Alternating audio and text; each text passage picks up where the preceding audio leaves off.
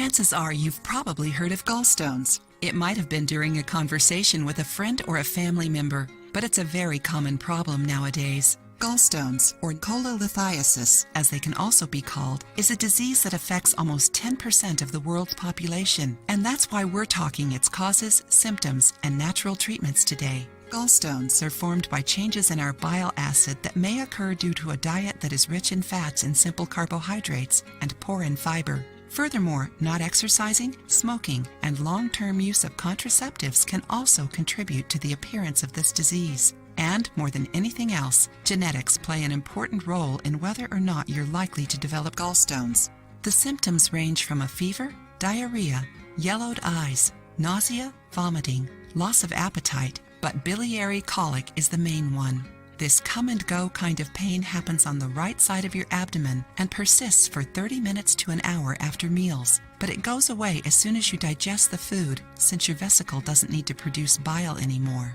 Since your liver and vesicle are part of the same digestive process, it is also affected and manifests symptoms. So even though nausea, vomiting, and swelling aren't specific to gallstones, they can also be a sign that you might have them. If you think you might be suffering from this disease, you should consult a doctor to run the correct tests and get diagnosed as soon as possible.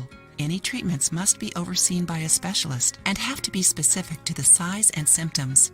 Medication and shockwave treatments can also be prescribed. If you want to try a natural treatment, you must avoid fatty foods such as fried foods or red meats and start including physical activities in your daily routine. Try to eat more fibers such as fruits, vegetables, leafy greens, whole grains, chia and flax seeds, etc.